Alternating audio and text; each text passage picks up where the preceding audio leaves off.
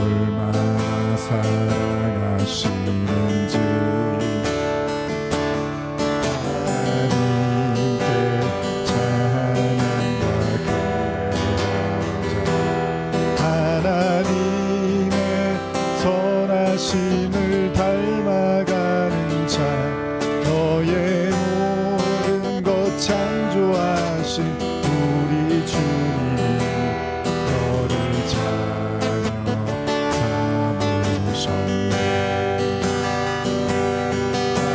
하나님 사랑의 눈으로 너를 어느 때나 바라보시고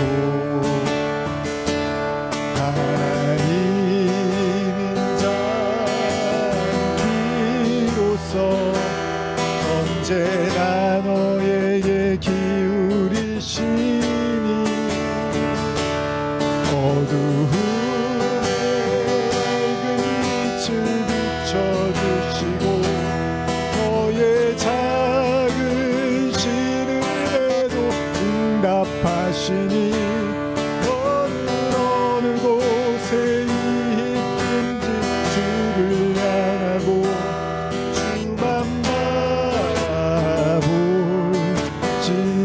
하나님 사랑해 하나님 사랑의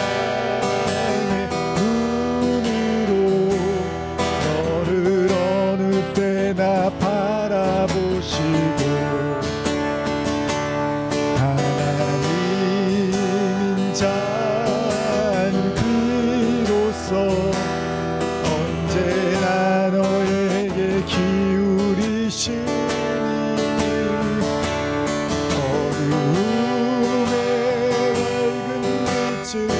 쳐주시고 너의 작은 신음에도 응답하시니 너는 어느 곳에 있든지 주를 향하고 주만 바라볼지라 주만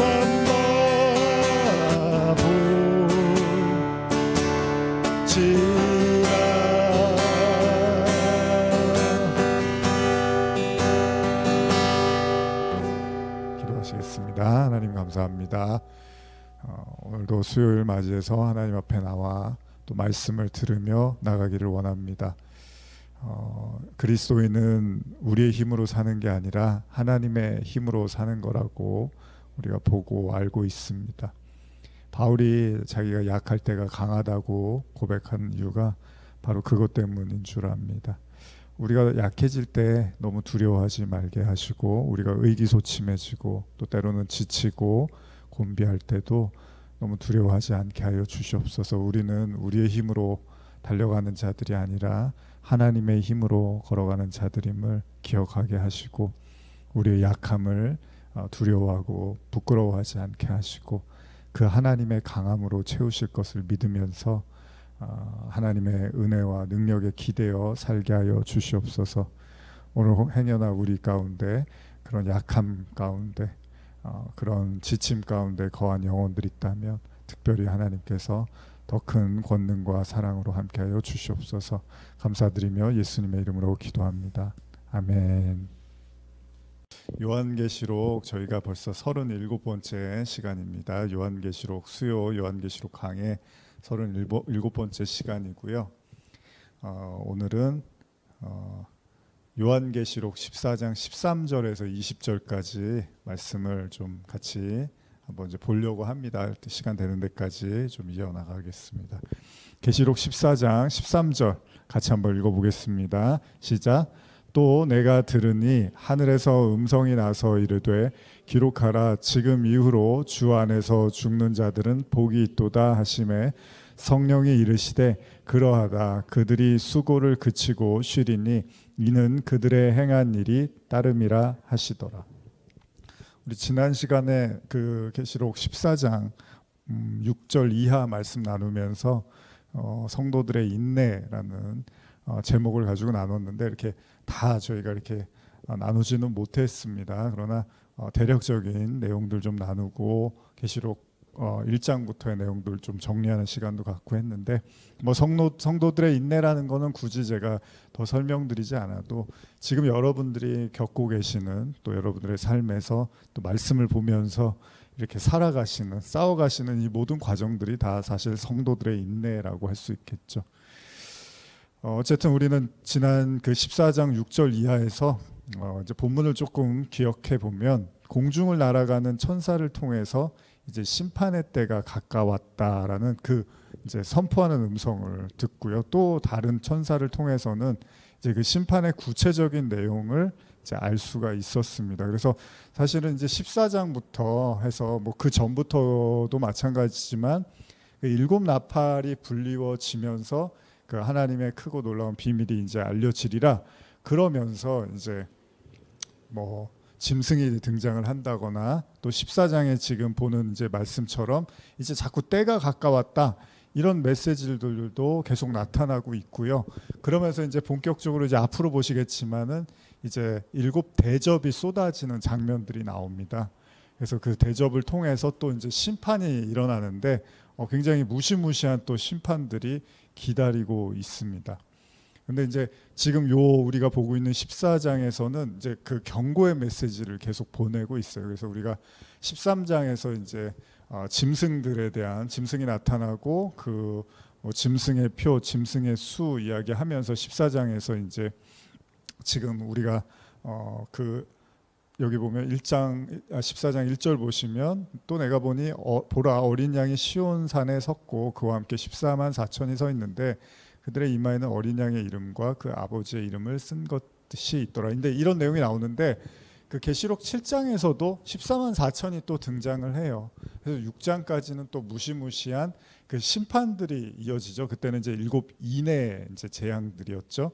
그래서 일곱 인의 재앙들이 막 쏟아지고 나타나다가 결국은 갑자기 7장으로 넘어가면서 천사들이 이제 내 모퉁이에 선 걸 보면서 이제 거기에서 갑자기 그 14만 4천이 이제 등장을 하는 장면들이 나옵니다. 근데 지금도 보시면은 이제 또 뭐 짐승의 표라든지 짐승 땅에서 올라온 짐승, 뭐 바다에서 올라온 짐승, 또 용 등장하고 뭐 해산하는 여인 이런 얘기하다가 갑자기 또 14장에 올라와서 또 14만 4천이 나오면서 이제 그 지난 시간에도 나누었지만은 이제 성도들의 인내, 그 하나님이 그 인내하는 자들에게 상을 주시고 또 이제 짐승의 표를 받은 자들에게 굉장히 큰 이제 환란이 따를 것이다. 이런 메시지들이 또 이렇게 나타나게 되는 거죠.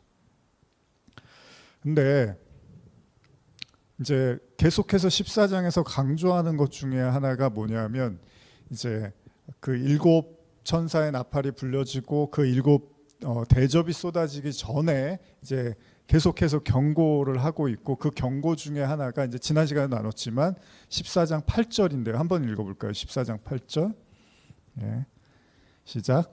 또 다른 천사 곧 둘째가 그 뒤를 따라 말하되 무너졌도다 무너졌도다 큰 성 바벨론이여 모든 나라에게 그의 음행으로 말미암아 진노의 포도주를 먹이던 자로다 하더라. 자, 이런 이제 말씀 나오는데 바벨론 성이 무너졌다 그러면서 이제 심판이 본격적으로 일어나고 있음을 경고하고 있습니다. 그래서 9절에서 11절도 보면은 계속해서 심판의 메시지가 쏟아져 나오고 있는데 이것도 한번 읽어보겠습니다. 시작. 또 다른 천사 곧 셋째가 그 뒤를 따라 큰 음성으로 이르되 만일 누구든지 짐승과 그의 우상에게 경배하고 이마에나 손에 표를 받으면 그도 하나님의 진노의 포도주를 마시리니 그 진노의 잔에 섞인 것이 없이 부은 포도주라. 거룩한 천사들 앞과 어린 양 앞에서 불과 유황으로 고난을 받으리니 그 고난의 연기가 세세토록 올라가리로다. 짐승과 그의 우상에게 경배하고 그의 이름 표를 받는 자는 누구든지 밤낮 쉼을 얻지 못하리라 하더라. 그렇죠? 그래서 우상에게 경배하고 짐승의 표를 받은 자들이 이제 영원한 심판을 받을 거다. 이런 메시지들이 이제 쏟아져 나오고 있습니다. 바벨론이나 짐승의 표를 받은 자들에 대한 이야기 중에서 반복적으로 등장하는 표현이 있는데 그게 뭐냐면 진노의 포도주 이런 말이 이제 나오고 있죠. 지난 시간에도 나누었지만 이 구약에도 자주 등장하는 표현인데 이 심판을 언급할 때 포도주 잔이라는 표현을 씁니다. 그래서 이게 이제 지난 시간에도 잠깐 나눴지만 물을 섞지 않은 순수한 포도주, 거의 이제 독주라고 보시면 되는 거죠. 그래서 성경은 이제 우상 숭배를 하고 하나님을 대적하고 또 음행이라고도 표현하는데 이런 모든 사람들이 바로 독주에 취한 것으로 이제 묘사를 하는 거죠. 여러분 이제 술에 취하면 저는 뭐 이렇게 술을 마시지를 않으니까 그리고 아주 오래 전에도 이제 친구들하고 뭐 고등학교 때 몰래 그냥 소주를 이렇게 한두 잔 한 정도가 다여서 술에 취하고 이런 거를 잘 모릅니다. 근데 어쨌든 간에 그 술에 이렇게 술을 먹으면은 이렇게 뭐 사람들이 알딸딸하다 그러고 기분이 좋아진다고 하잖아요. 근데 어쨌든 막 취해 갖고 뭐 몸을 못 가누고 이런 거를 저는 잘 몰라요. 근데 어쨌든 술에 취하게 되면 이제 인사불성이 되죠. 그래서 뭐 잘 걷지도 못하고 저는 그래서 좀 신기한 게 그 아저씨들이나 보면 이렇게 술 드시고 집에 어떻게 가시는지 모르겠어요. 그게 너무 신기해요. 그러니까 제가 저도 이제 밤에 뭐 볼일 보고 지하철 타고 오다 보면 이제 술 드신 분들이 이렇게 걷잖아요. 사실 이제 여자분들은 좀 저도 이렇게 위험해 보이기도 해요. 잘 몸을 이렇게 제대로 못 가누고 이러면 집에 어떻게 가시나. 근데 남자분들도 마찬가지지만 야, 저 상태로 어떻게 여기까지 오셨고 집에 어떻게 가시나라는 생각이 이제 들고 정말 또 술을 자주 드시고 또 잘 취하는 분들은 집에서도 정말로 그 걱정이 많으시겠다 그런 생각도 좀 들더라고요. 근데 이제 뭐 어쨌든 본인들이 잘 알아서 컨트롤 하실 거라고 생각을 하고 근데 이제 정말로 취해서 이제 길바닥에서 막 옷을 벗고 이게 잠자리인 줄 알고 누우시고 뭐 이런 분들이 있으면 이제 큰일 나잖아요. 이제 추운 날은 정말 얼어서 죽을 수도 있는 거잖아요. 근데 성경이 이 술에 취한 걸로 이제 우상 숭배를 굉장히 많이 묘사를 하고 있습니다. 그래서 예수님도 뭐 이제 술 취하지 말라고 하시면서 뭐 누룩 얘기도 하고 그런 얘기를 많이 하셨거든요. 다시 말하면 이제 이 술에 취한 상태에서 회복 불능의 상태, 그래서 진노의 포도주 잔이 독주니까 이제 너무 취해갖고 회복이 안 되는 상태를 이제 일컫고 있는 거예요. 예전에 제가 이제 그런 설교를 좀 많이 해드렸는데, 그럼 술에 취한 사람은 어떻게 해야 되죠? 술에 취한 사람은 자고서 술이 깨야 되잖아요. 그렇죠? 뭐 그래서 뭐 물을 마시거나 뭐 잘 저도 그 뭐 어떻게 해독하시는지는 잘 모르지만 뭐 그런 약을 드시기도 하고 하지만 어쨌든 술에 취하면 일단 깨야 되는데 깨고 나면 막 머리가 아프고 막 그런다며요. 막 몸이 막 찌뿌둥하고. 근데 이제 성경에서는 뭐라고 하냐면 하나님을 모르고 대적하고 열심히 살아가는 사람들을 술 취한 사람으로 묘사를 하고 있다면 이제 또 반대로 어떻게 보면 이제 무언가에 취해 있는데 취해 있는지를 모르는 거죠.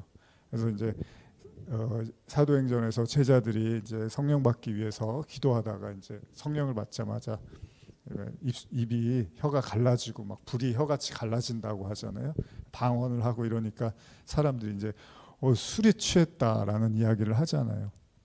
근데 이제 여러분과 저는 이제 그런 거예요. 우리는 성령에 취했거나 아니면 이제 세상에 취한 거예요. 그러니까 세상에 취한 사람들은 성령에 취한 사람들을 술에 취했다고 보는 거고, 또 성령에 취한 사람들은 세상이 독주에 취했다고 보는 거죠. 중간은 없는 거예요, 사실. 여기에 취했거나 저기에 취했거나 하는 거죠. 그렇죠? 근데 지금 성경은 뭐라고 하냐면 세상이 독주에 취했다는 거예요. 그래서 우상을 숭배하고 짐승의 표를 받은 사람들은 무언가 잔뜩 취해 있고 도저히 회복이 어렵다라고 이야기를 하고 있는 거죠. 그러니까 이것도 잘 이해를 하셔야 되는. 그래서 어떻게 보면 참 말씀을 듣는 게, 제가 아까도 잠깐 말씀드렸지만 뭐에 취해 있는 사람이 이렇게 깨어나면은 굉장히 상쾌하고 즐거운 게 아니라 처음에는 막 머리가 아프고 굉장히 힘들어 하잖아요. 그리고 문제는 뭐냐면 이제 술에 취해 있다는 거는 또 계속 술을 찾는다는 얘기죠. 그러니까 그 기분을 계속 유지하기 위해서 동일한 그런 방법을 계속 취하게 되는 거잖아요. 도박에 빠진 사람은 도박을 할 때 마음이 편안해지는 거고, 술에 취한 사람은 술을 먹을 때 이제 마음이 편해지는 거고, 뭐 마약을 하는 사람들은 또 당연히 그렇겠죠. 그 중독성이라고 하는 거잖아요. 그래서 또 성령에 취한 사람은 어떻죠? 성령에 취한 사람은 또 성령에 취해야지 마음이 편한 거예요. 하나님 말씀에 취해 있고 하나님 임재 안에 들어갈 때 마음이 편하고, 그렇지 않고 벗어날 때 이제 그게 괴롭고 힘들 수도 있는 거죠. 그러니까 무언가에 이제 우리는 취해서 사는 건데, 말씀을 듣는다는 거는 여러분들이 만약에 하나님의 말씀이나 성령에 취한 게 아니라 세상에 취해 있다고 가정을 하면 말씀은 그걸 깨는 거잖아요. 깨우시는 거잖아요. 그러니까 당연히 말씀을 듣는 게 이렇게 따갑고 마음이 아프기도 하고 힘들기도 한 게, 내가 뭐에 취해 있는 거에서 나와야 되는 거니까. 내가 여러분 중독 뭐 잘 아시면 중독된 사람이 거기에서 나오기가 얼마나 힘듭니까? 결국 나올 것 같이 하다가 또 다시 글로 들어가잖아요. 그러니까 그만큼 사실은 어려운 거죠, 중독이.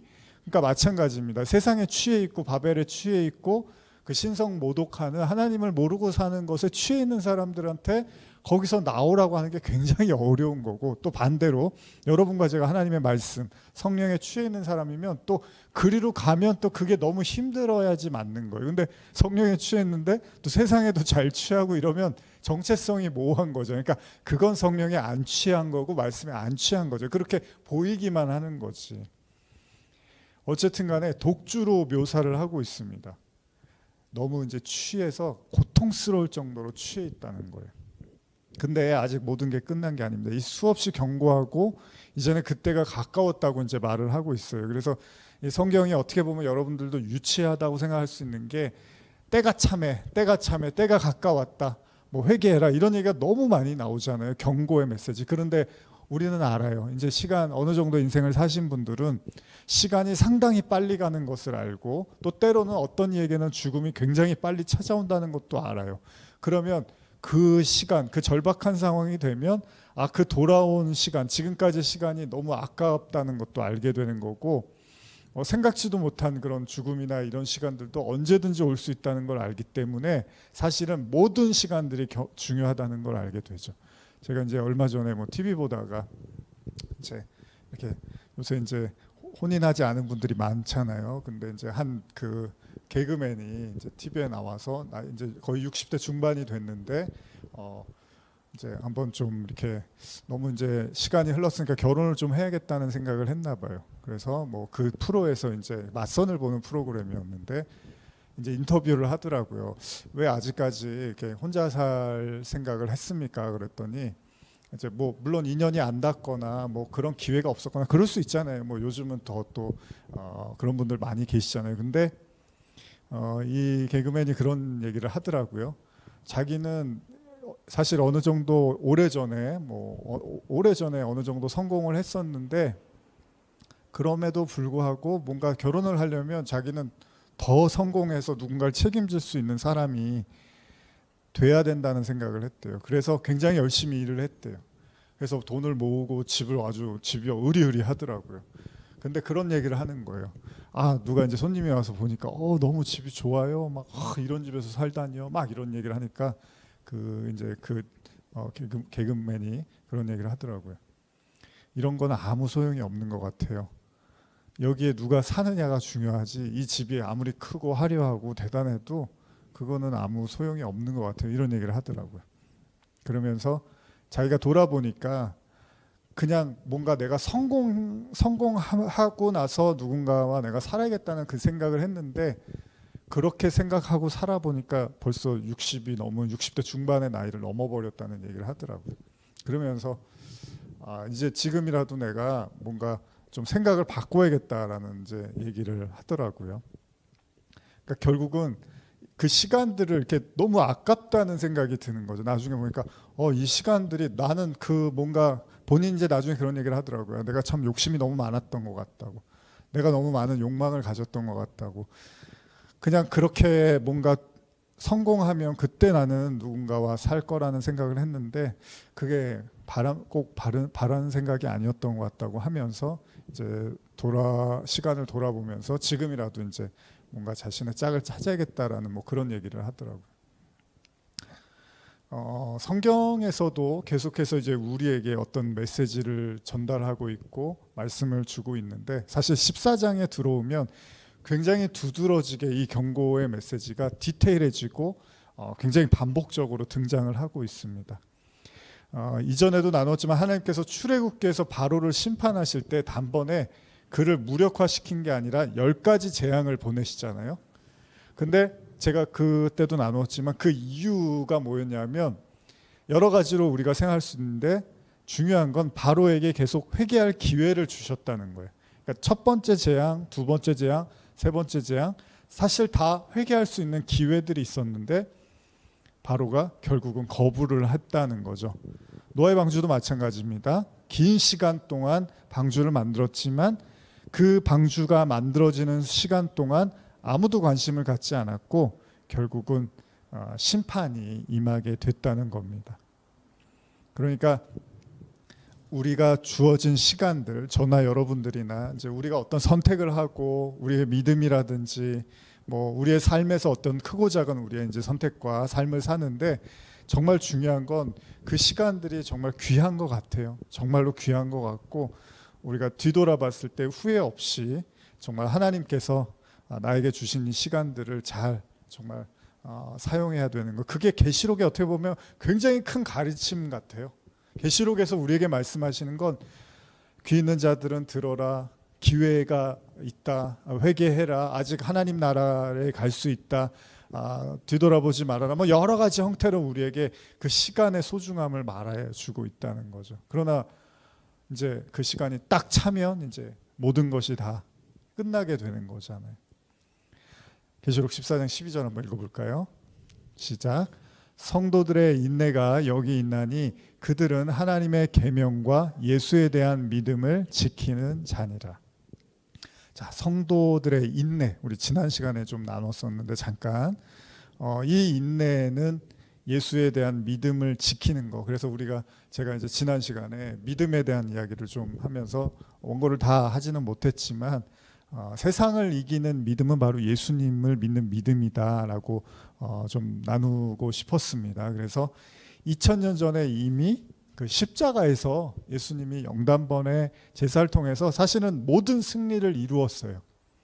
그러니까 이게 이제 지난주에도 제가 나눴지만, 이미 우리가 다 그 그리스도를 믿으면 이미 이제 승리한 자들이고 구원받은 자들이고, 이 땅에서 일어나는 모든 도전들, 싸움들에서 우리가 능히 감당할 수 있는 그런 은혜를 받은 자들인데, 문제는 뭐냐 하면 이제 그걸 우리가 사용하고 활용하고 현실로 나타내느냐, 아니면 그걸 정말 이렇게 깊이 우리가 달란트의 비유처럼 그냥 이렇게 깊이 감춰두고 있느냐, 이 문제죠. 근데 계시록은 제가 오늘도 이제 계시록 17장을 좀 17장 가지고 한 3, 4주를 정말 이렇게 끙끙 앓다가 오늘 이제 좀 마무리를 했거든요. 17장은. 근데 어쨌든 반복적으로 하고 있는 얘기는, 하나님이 요한계시록을 여러분들에게 던져주면서 하나님의 어떤 그 계획이 있는데, 그게 뭐냐 하면 여러분들이 가지고 있는 믿음과 여러분들이 가지고 있는 그런 어떤 신앙적 요소들을 현실에서 구현해내기를 원하신다는 거예요, 하나님은. 그거를 써보고 사용하고 그게 쓸모있다는 거, 그게 심지어는 쓸모있는 정도가 아니라 귀하고 값지고 보배롭다는 거를 확인시켜 나가는 작업들을 하고 싶은 거죠. 그런 내용이 실제로 17장 후반부에 보면 실제로 나타나고 있습니다. 그래서 하나님께서 뭐 용이나 짐승이나 뭐 음녀나 이런 것들 자꾸 보내는 것들을 허용하시는 이유 중에 하나가 여러분들이 갖고 있는 신앙들이 그냥 주머니에만 넣고 있는 신앙이 아니라 실제로 그런 것들을 싸워서 이길 수 있다는 것들을 하나님이 확인하기를 원하신다는 거죠. 야구에서 우리가 잘하는 말, 뭐 끝날 때까지 끝난 게 아니라는 말 하잖아요. 정말로 야구는요, 9회 투아웃에서도 뒤집어지고 바뀔 수가 있거든요. 그러니까 타자 한 명 남아 있는 그 아웃 카운트 하나만으로도 완전히 역전을 할 수 있는 게 야구 경기인데, 그 얘기는 뭐냐면 우리에게 생명이 있고 호흡이 있고 시간이 있는 그때가 바로 우리에게 너무나 소중한 시간들이라는 겁니다. 그래서 우리가 마지막 때 이런 말을 많이 쓰는데 사실 우리가 어렸을 때도 그런 말을 많이 썼잖아요. 말세다, 종말이다. 근데 지금도 그런 얘기를 하죠. 근데 옛날에는 안 그랬을까? 옛날에도 그런 얘기를 했어요. 앞으로도 그런 얘기를 할 거고. 그러나 중요한 건 분명히 우리의 시간이 흐를수록 그 마지막 시간과 가까워지는 것은 부정할 수가 없습니다. 그건 우리 인생도 그렇고요. 우리 인생도 어쨌든 1년이 흐르면은 살 날이 1년이 줄어든 거잖아요. 그러니까 마지막 때라는 건 하나님의 심판이 이제 가까웠다는 이야기이기도 하지만 또 세상은 그만큼 또 하나님을 외면하고 대적하고 그 악이 더욱 무르익어 가겠죠. 물론 악은 원래 예전부터 창세기 때부터 악은 원래 악이었지만 어쨌든 그것이 더 현실적으로 구현되고 나타날 것이라는 겁니다.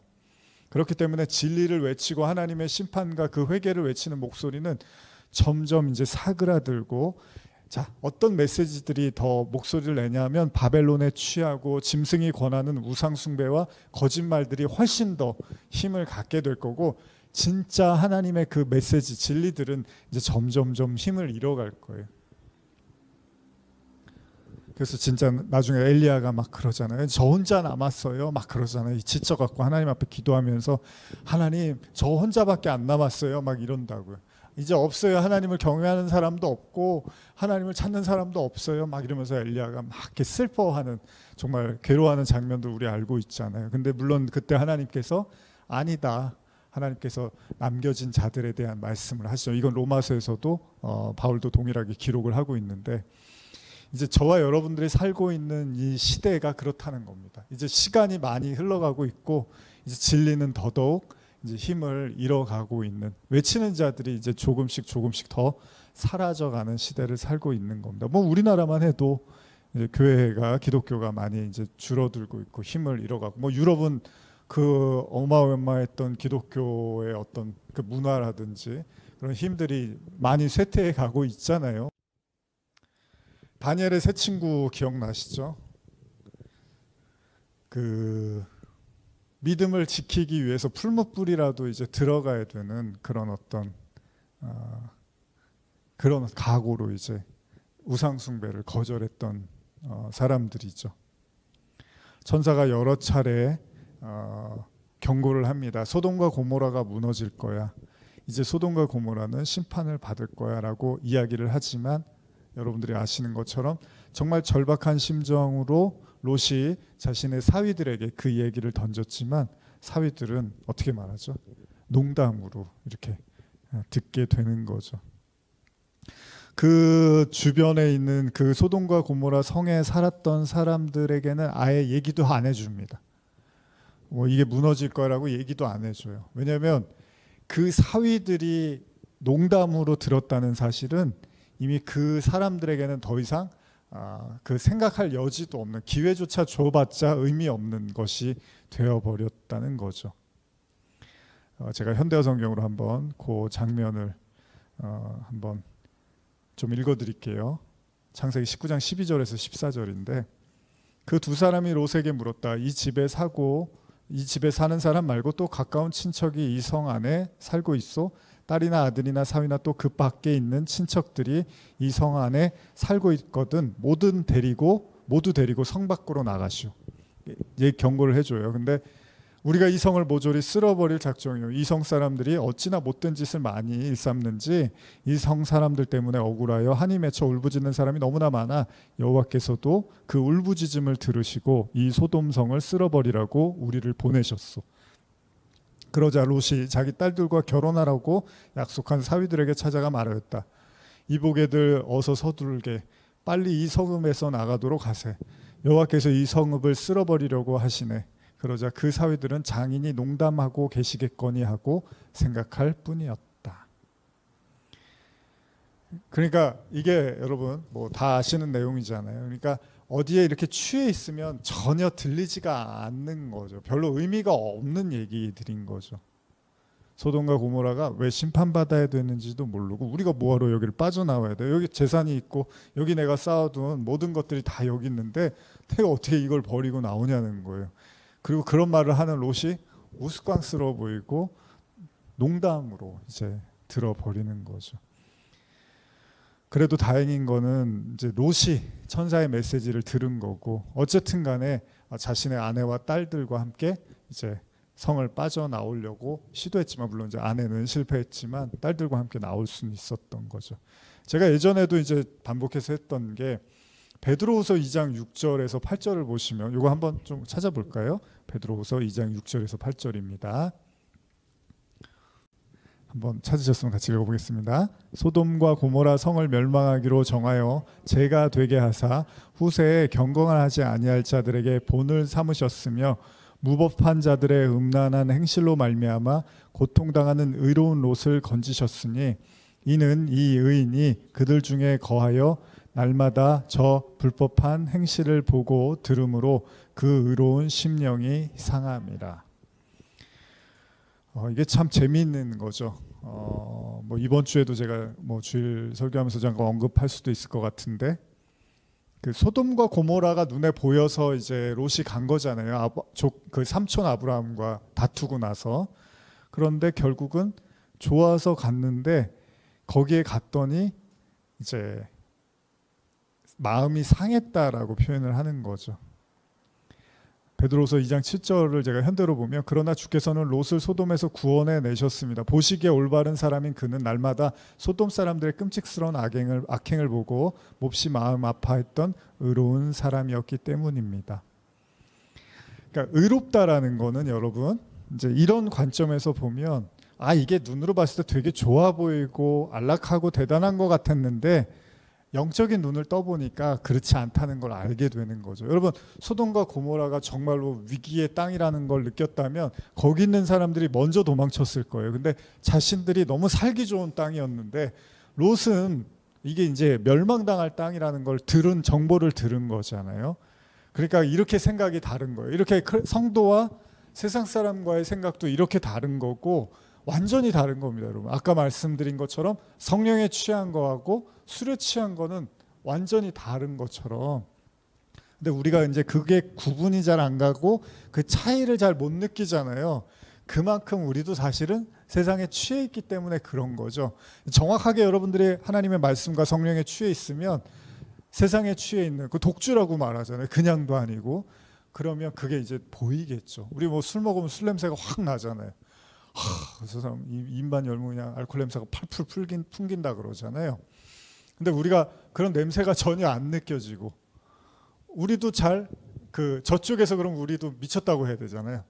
성령에 취했으니까 저는 미친 사람 아니야라고 이제 생각할 수도 있어야 되는데 서로 별로 미쳤다고 생각을 안 하면 이게 우리도 이제 섞인 거죠. 바벨이죠. 혼합이라고 하는 거죠.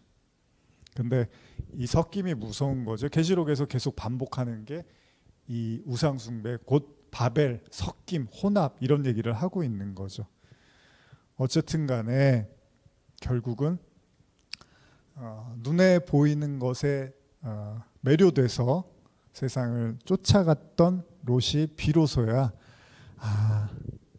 잘못된 거였구나라는 걸 깨닫게 되는 거죠. 그제서야 하나님이 어떻게 하죠?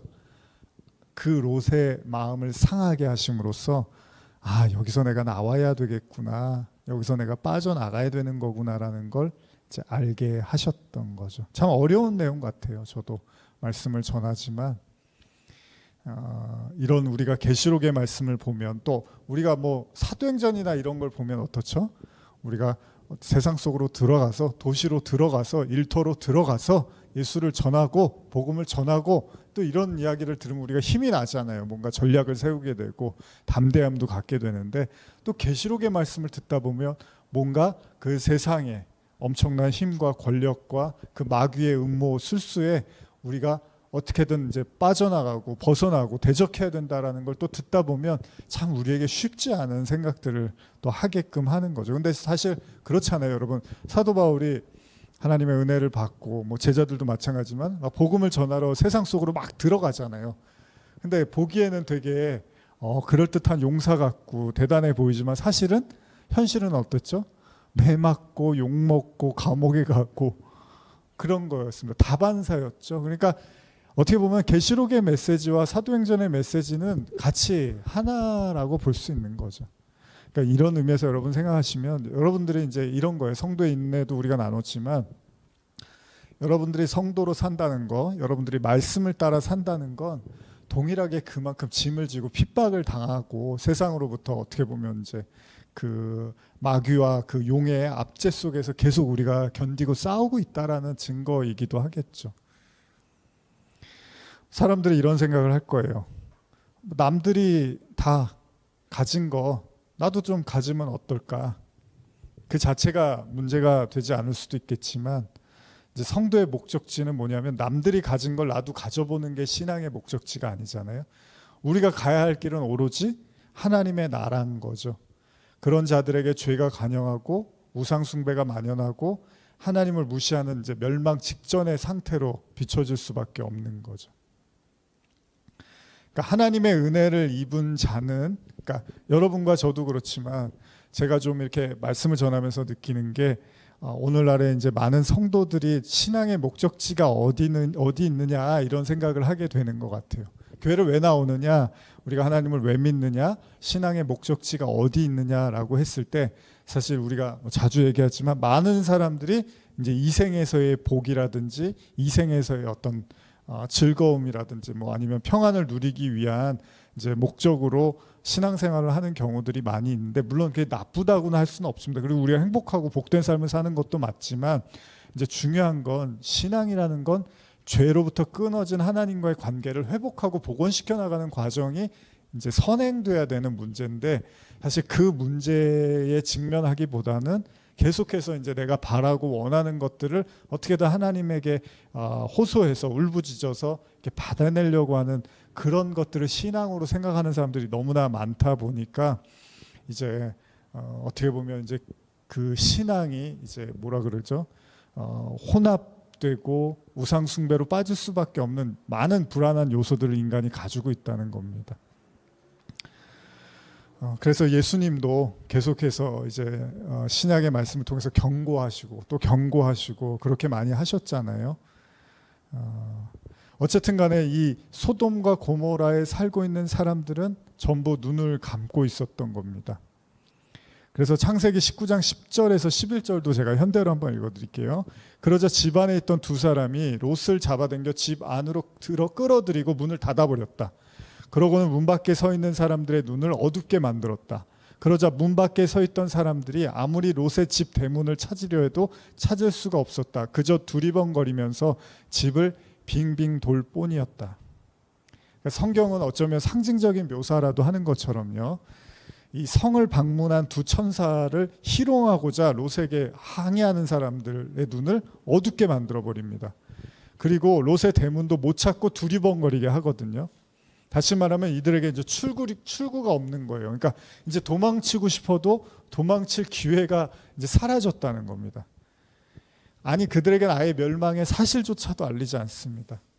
롯의 사위도 농담으로 여겼는데 하물며 성 주민이 받아들일 리가 없을 거 아니에요. 자, 제가 왜 이런 말씀을 자꾸 드리냐 하면, 이 성경에서 계시록에서 제일 많이 등장하는 이제 때가 왔다라는 말이 결코 사람들에게 겁박을 주기 위한, 사람들을 공포심으로 몰고 가기 위한 메시지가 아니라는 걸 저와 여러분들은 인식해야 된다는 거죠. 그래서 심판이 이제 곧 임한다. 그래서 하나님의 사람들은 이를 어느 정도 감지하고 있고 그래서 그와 가까운 사람들에게 그 사실을 알리려고 애를 쓰게 된다는 거죠. 당연한 이야기죠. 어떻게 이제 소돔과 고모라가 무너질 걸 아는데 아무 감정도 느낌도 안 들면 그것도 이상한 거죠. 저와 여러분들이 정말로 말씀에 취해 있고 성령에 취해 있는 자들이면 독주, 진노의 잔, 포도주에 취해 있는 자들을 향해서 침묵할 수는 없는 겁니다. 다시 계시록으로 한번 돌아와서요. 천사의 메시지는 굉장히 단호하고 엄중합니다. 예수 그리스도의 십자가로 말미암아 바벨론은 무너졌고 거짓된 우상 숭배에 경배하고 그 표를 받은 자들은 영원한 멸망에 처할 거라고 외치고 있습니다. 근데 이를 전혀 감지하지 못하고 있다면, 그러면서도 여전히 이 세상에서 더 나은 유토피아를 꿈꾸고 있고 더 행복하고 인간적인 미래를 생각하고 있다면, 물론 모든 사람들의 바람이겠지만 성경은 세상을 우리에게 그렇게 보여주고 있지는 않다는 겁니다. 자, 시간의 끝을 달리면 달릴수록요, 죄는 무르익을 거고 그 죄가 무르익어서 열매로 완성될 때 오로지 이제 남은 건 심판이라는 거예요.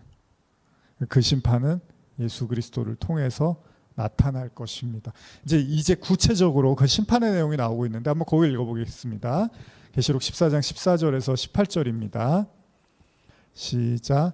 또 내가 보니 흰 구름이 있고 구름 위에 인자 같은 이가 앉으셨는데 그 머리에는 금 면류관이 있고 그 손에는 예리한 낫을 가졌더라. 또 다른 천사가 성전으로부터 나와 구름 위에 앉은 이를 향하여 큰 음성으로 외쳐 이르되 당신의 낫을 휘둘러 가소서 거두소서 땅의 곡식이 다 익어 거둘 때가 이르렀음이니이다 하니 구름 위에 앉으신 이가 낫을 땅에 휘두르매 땅의 곡식이 거두어지니라. 또 다른 천사가 하늘에 있는 성전에서 나오는데 역시 예리한 낫을 가졌더라. 또 불을 다스리는 다른 천사가 제단으로부터 나와 예리한 낫 가진 자를 향하여 큰 음성을 불러 이르되 내 예리한 낫을 휘둘러 땅의 포도송이를 거두라. 그 포도가 익었느니라 하더라. 지금 다 이런 내용들이요, 심판에 대한 이야기를 계속 하고 있는 겁니다. 이 말씀들은 앞선 천사들이 강조하면서 말했던 하나님의 백성에 대한 구원과 아울러서 세상의 심판, 그러니까 14장을 할애하면서 그 심판의 때가 왔다는 걸 굉장히 강조를 하고 있어요. 그래서 자꾸 때가 이르렀다는 말을 하고 있습니다. 결국 그 시간이 왔다는 거고요. 이제 심판을 받을 거라는 거예요. 그리고 그 심판의 강렬함에 대해서 18절은 이렇게 말합니다. 불을 다스리는 다른 천사가 제단으로부터 나와 예리한 낫을 가진 자를 향하여 큰 음성으로 불러 이르되 내 예리한 낫을 휘둘러 땅의 포도송이를 거두라. 그 포도가 익었느니라. 예수님이 일찍이 말씀을 통해서 하나님의 그 마지막 때는 아무도 모른다고 하셨잖아요. 오로지 아버지만 아신다고 했는데 마태복음 24장 36절에 보면 그러나 그 날과 그때는 아무도 모르나니 하늘의 천사들도 아들도 모르고 오직 아버지만 아신다, 이런 말씀이 있습니다. 근데 그 심판의 때, 그 아들도 천사도 아무도 모르고 오로지 아버지만 아시는 그 시간, 그 심판의 때가 왔다는 거예요. 그렇기 때문에 하나님의 임재를 상징하는 성전에서 나온 천사는요, 인자와 같으니 이 낫을 든 이에게 이제 땅의 곡식이 다 익어서 거둘 때가 왔다고 말한 것입니다. 이에 대해서 하나님의 구원의 백성의 추수로 우리가 이해할 수가 있는데, 그리고 불을 다스리는 다른 천사가 제단으로부터 나와서 하늘의 성전에서 나온 또 다른 예리한 낫을 가진 천사를 향해서 땅의 포도송이를 거두라고 이제 말을 하죠. 제가 방금 읽어드렸죠. 내 예리한 낫을 휘둘러 땅의 포도송이를 거두라. 그 포도가 익었느니라 하더라. 자, 이 불을 다스리는 천사의 명령은 바로 땅의 포도송이 곧 세상의 심판의 추수의 때가 왔음을 이제 말하고 있고요. 다시 말하면 하나님을 대적하는 자들, 그 악의 세력들이 이제 극에 달하여 소돔과 고모라처럼 심판만을 앞두고 있다는 사실을 보여주고 있습니다. 그리고 성경은 그 심판을 다음과 같이 묘사를 하고 있죠. 19절 20절 한번 읽어볼까요? 시작. 천사가 낫을 땅에 휘둘러 땅의 포도주를 거두어 하나님의 진노의 큰 포도주 틀에 전짐에 성 밖에서 그 틀이 밝히니 틀에서 피가 나서 말 굴레까지 닿았고 1600 스타디온에 퍼졌더라. 그러니까 지금 이제 본문 자체가 지금 이제 심판에 대한 언급과 그리고 구체적인 묘사를 하고 있어요. 그래서 어떻게 보면 우리가 뭐 이렇게 뭐 이렇게 반갑고 즐거울 내용이 아닌 거죠. 뭐 TV 보다 보면은 이제 잘못한 사람이 막 심판을 받은 장면 나오잖아요. 뭐 무자비하게 맞거나 뭐 총으로 쏜다거나 이제 그런 어떤 지금 무자비한 모습들을 성경이 묘사를 하고 있는데 이 19절의 내용을 제가 어떤 이제 좀 묘사를 하고 있는지를 제가 그 주석으로 한번 좀 읽어드릴게요. 땅의 포도는 하나님을 거부하고 대적하며 짐승과 사단을 추종하는 모든 불신자들을 지칭한다. 이런 포도는 수확의 때에 하나님의 진노의 포도주 틀에 던지게 된다. 수확된 포도를 포도주 틀에 넣고 포도즙을 짜는 행위는 성경에서 하나님이 대적에게 맹렬하신 진노를 바라시는 것의 비유로 나타난다. 이것으로 보아 본절은 짐승과 사단의 추종자들이 이 땅 위에서 성도들을 무참히 핍박하여 피를 흘리게 했듯이 그들도 하나님의 혹독한 심판을 당할 것을 시사한다. 심판은 일어납니다. 그리고 20절을 통해서 더욱더 이제 잔혹하게 묘사를 하고 있는데 이 내용도 좀 이제 제가 조금 주석을 조금 읽어드리면요. 한편 피가 나서 말굴레까지 닿았고라는 이제 이 표현이 위경에도 나오는데 이 악인이 당하는 극심한 고통을 가리킵니다. 또한 피가 1600 스타디온에 퍼졌다는 말은 320km에 해당하는 걸로 이 1600 스타디온 이만큼요 그 대적자들의 피가 흘러서 하나님의 심판이 얼마나 엄중하게 지금 나타나고 있는지를 보여주고 있다는 거죠. 하나님의 심판이 예외 없이 전 세계의 모든 이에게 미치고 있다라는 사실을 보여주고 있다는 겁니다. 그러니까 이제 14장이 그런 시간들이 왔다라는 걸 계속 강조를 하고 있는 겁니다. 결국 하나님의 때에 그 모든 심판을 보게 될 거고 소돔과 고모라의 심판이 상징적인 허구의 이야기가 아니라면 결국 말씀대로 세상은 심판을 받게 된다는 겁니다. 자, 그러면 오늘 이제 말씀의 주제이기도 한데 중요한 사실이 있죠. 그래서 제가 사실 오늘 설교는 어떻게 보면 여러분들이 그래서 뭐 겁을 주는 건가 성경이 계속 그렇게 생각하실 수도 있는데 계속 지금 이건 제 메시지가 아니라 성경의 메시지는 뭐냐면 그러니까 심판이 일어나기 직전까지 계속 성도에게 기회를 주신다는 거예요. 그러니까 계시록은 아까도 말씀드린 것처럼 계속 기회를 주는 거예요. 기회. 뭐 제가 35번 할 때 14장 초기 이제 설교할 때 우리 창립주일이기도 했는데 그때도 이제 시간, 기회의 시간이라는 말을 했잖아요. 그러니까 14장 전체가 지금 계속 기회를 준다는 말을 반복하고 있습니다.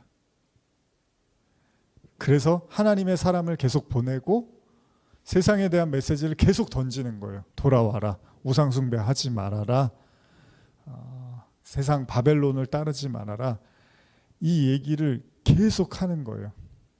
그리고 나서 여러분, 지금 만약에 여러분들이 이제 그 복음을 들은 자들이에요.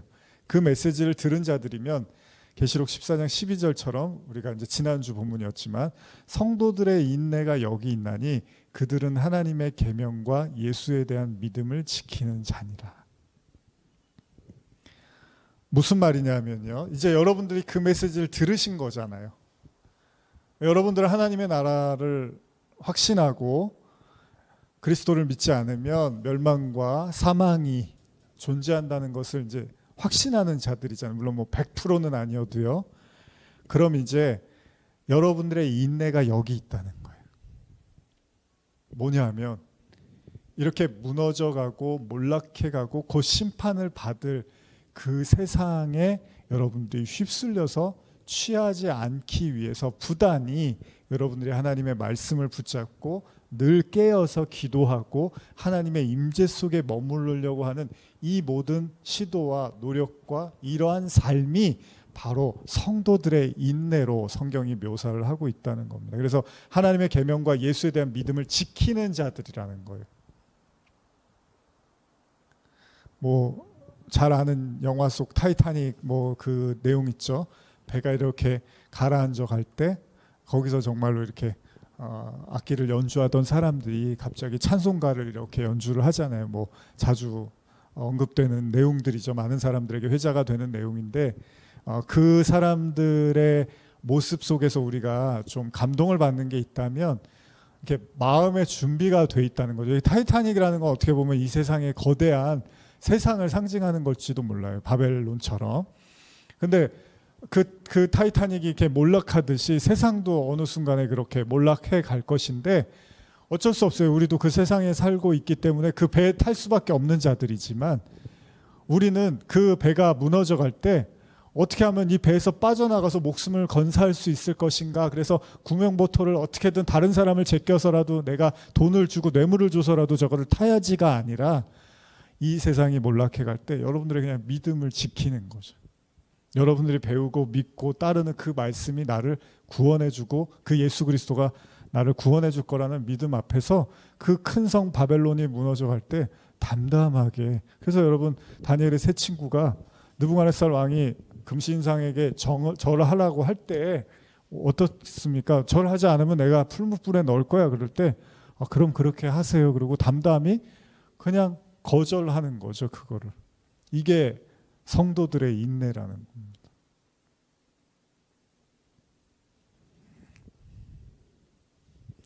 여러분 소돔과 고모라가 무너질 때 안타깝지만 그 이야기를 다 들었어요. 남편한테.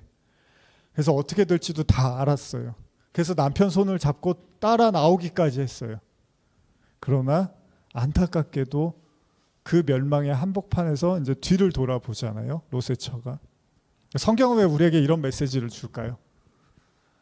왜 굳이 나왔는데 구원받은 걸로 이야기를 마무리하면 좋은데 굳이 롯의 처가 뒤돌아봐서 소금 기둥이 됐다는 것을 우리에게 말씀하실까요?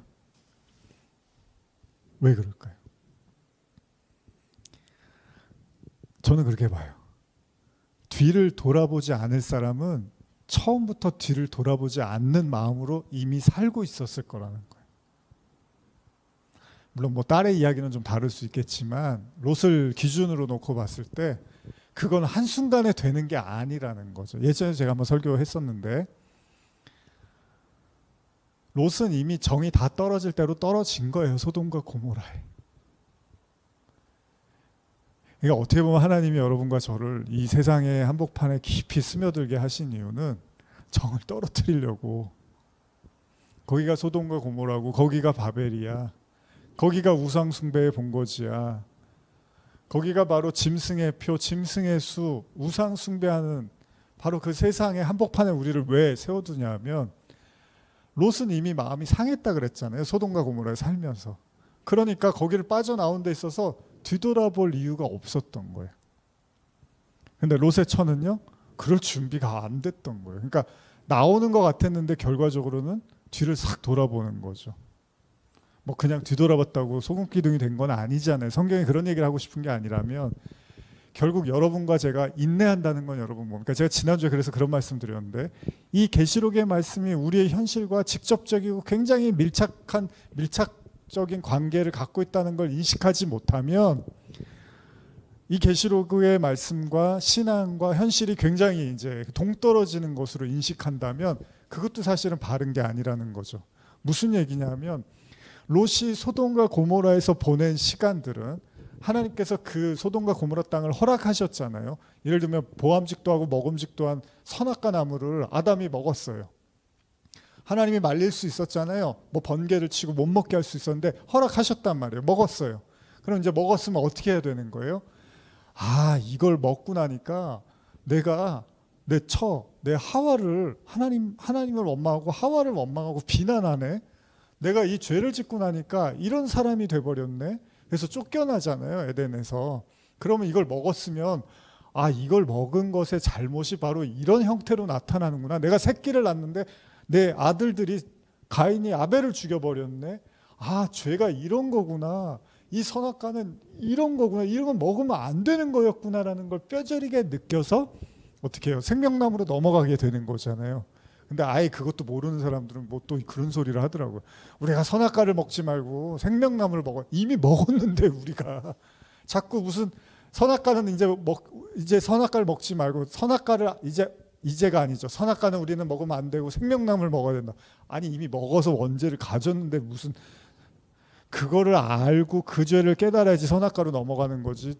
마치 처음부터 나는 선악과는 안 먹고 생명나무 먹어 이런 사람은 아무도 없단 말이에요. 여러분 잘 들으세요. 제가 그냥 하는 말씀이 아닙니다. 그럼 하나님이 롯이 의롭다며요. 나중에 베드로서에서 롯이 의롭다 그랬으면 소돔과 고모라를 왜 허락하셨냐고. 그 멸망의 땅에 왜 가게 하셨어요. 똑같은 거 아니겠습니까? 보암직해서 간 거란 말이죠. 가서 롯이 배운 게 뭐예요? 아, 여기는 있으면 안 되는 데구나. 여기는 멸망할 곳이었구나. 여기는 죄가 관영하여서 죄가 득실되는 곳이었구나라는 걸 알았잖아요. 그걸 다 아니까 하나님이 어떻게 해요? 이제 나와. 내가 멸망시킬 거야. 이거잖아요. 그래서 롯이 나왔는데 롯의 아내는 그 준비가 안 됐단 말이에요. 그래서 롯의 아내를 의롭다고는 말 안 난단 말이에요. 성경이.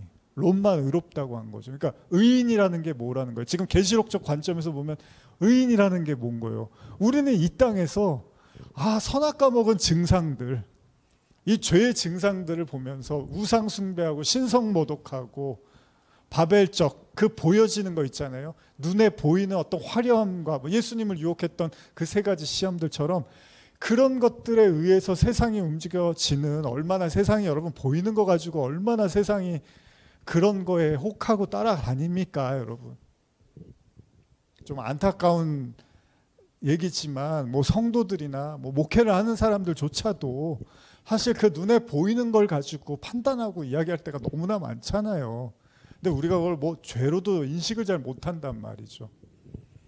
근데 그렇게 소돔과 고모라를 롯에게 허락하셨을 때는, 그래서 우리가 전도서도 이야기하면서 하나님이 인생들에게 노고를 주셨다고 하는 게 나쁜 의도가 아니라, 이제 오늘 제가 17장을 보면서도 느끼지만 17장 잠깐 우리 찾아볼까요? 나중에 또 보겠지만 거기 이런 표현이 있단 말이죠.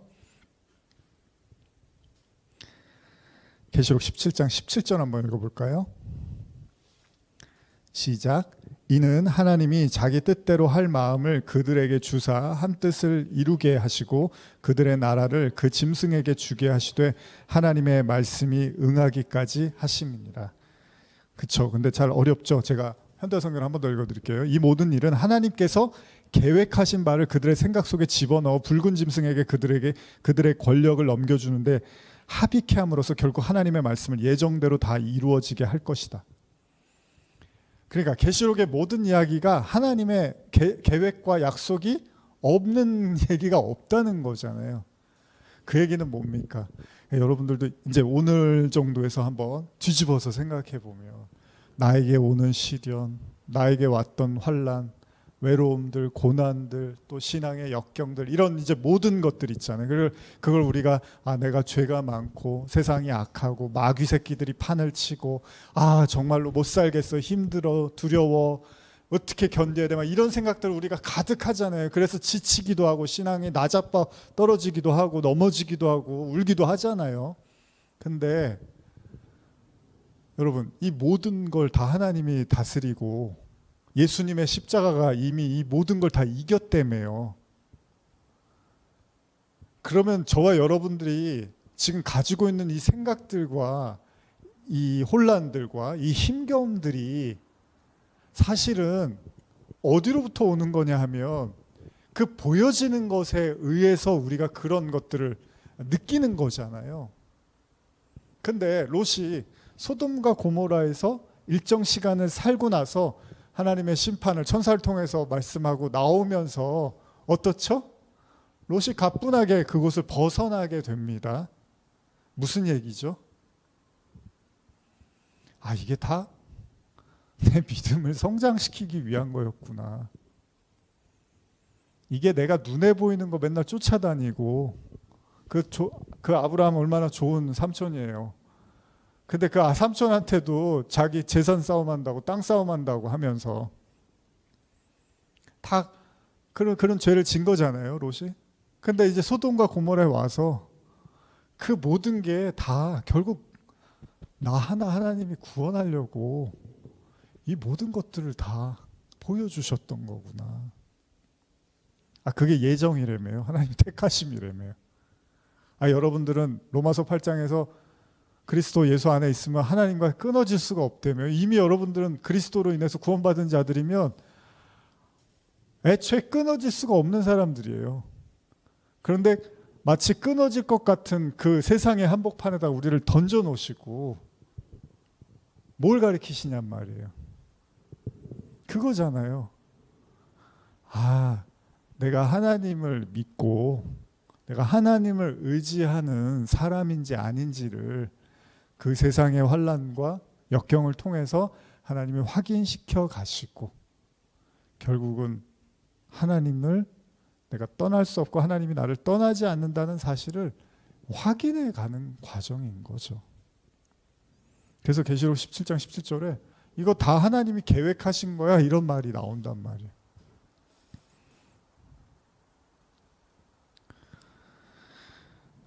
그러기 위해서 여러분들이 이 멸망과 세상의 한복판에서 사실은 뭘 지키신 거예요? 무슨 싸움을 하신 거예요? 그 하나님, 여러분들 안에 있는 그 하나님에 대한 믿음을 지키기 위해서 이렇게 몸부림치고 계신 거였던 거예요. 그러나 이것도 뒤집어서 생각해 보면 우리가 지키는 게 아니라 믿음도 사실 하나님이 지켜주시는 거잖아요. 그러면 뭐 같은 얘기지만 우리가 뭘 깨닫는 거죠? 이 변함없는 하나님의 약속과 사랑을 여러분들이 인정하고 고백하게 되면 그게 언약궤잖아요. 성전 안에 언약궤가 그거잖아요. 그러니까 뭐 지난주에 제가 말씀드렸지만 뭐 대단하고 복잡한 얘기가 아니라 이 세상 살면서 이 세상을 살아가는 동안에 하나님의 언약을 확인해 가는 거죠. 근데 우리가 계시록 말씀을 자꾸 듣다 보면 마귀가 어떻고 짐승이 어떻고 앞으로도 계속 그런 얘기 나올 거예요. 그럼 또 여러분들은 그 얘기 듣다 보면 또 글로 빨려 들어갈 거예요. 그러나 결과는 뭐예요? 하나님의 신부, 예수님의 신부, 변함없는 그 사랑을, 근데 그걸 주님이 뭐라고 했다고요? 아까 여러분들의 인생에서 구현해내기를 원하신다는 거예요. 뭐 제가 예를 들면은 뭐 어떤 부부가 있어요. 근데 이제 서로 사랑해요. 근데 예를 들면 뭐 남편이 아내가 나 외에 다른 사람을 만나면 저 사람을 좋아할 거야. 뭐 이런 의심을 뭐 그걸 의처증이라고 하잖아요. 근데 어때요? 이 아내가 다른 사람을 많이 만나는데 여전히 나를 사랑해. 반대도 마찬가지고 남편이 밖에 많은 여자들을 많이 만나고 일 때문에 만나고 뭐 하는데 여전히 아내를 사랑하면 아 그래 나만 보여서 나만 사랑한 게 아니라 그 누가 옆에 있어도 이 사람은 나를 사랑하는구나. 그럴 때 우리가 사랑이 더 고귀하고 값지잖아요. 하나님도 그런 거예요. 여러분들이 하나님하고 둘이만 있고 아무 문제도 없고 아무 일도 안 일어나면 하나님이 나를 사랑하는지 내가 사랑하는지도 사실 잘 모르고 사랑이 뭔지도 잘 모르지만 이 모든 역경 속에서 여러분들이 그것들을 확인해 나갈 때 내가 하나님을 사랑하네. 하나님이 주신 사랑으로 내가 하나님을 사랑하고 있네. 또 하나님이 나를 사랑하시네. 이것들을 계속 확인해 나가는 거잖아요. 그게 완성되면 언약궤인 거고 그게 약속인 거고 그게 신약인 거고 그럼 여러분들이 인침을 받은 거죠. 하나님의 약속의 언약의 자녀니까. 그걸 확인해 가는 거죠. 근데 그 믿음을 갖지 못하면 그러니까 지금 제가 말씀드리는 이 믿음, 세상을 이기는 믿음이 이거란 말이에요. 그리스도의 십자가에서 우리에게 주신 이 믿음인데 이 믿음 아래 거하면서 이 땅 아래 거하면 짐승에게 우상에게 경배할 수밖에 없고 마치 눈에 보이는 세상이 전부인 줄 알고 거기에 이렇게 매료돼서 취해서 살 수밖에 없다는 거죠. 그래서 세상을 이기는 이김은 예수 그리스도에 대한 믿음밖에 없다는 게 이제 여러분들이 그걸 가뿐하게 넘어설 수 있는 건 이미 여러분들이 가지고 있는 그 그리스도에 대한 믿음만이 세상을 이기게 해준다는 겁니다.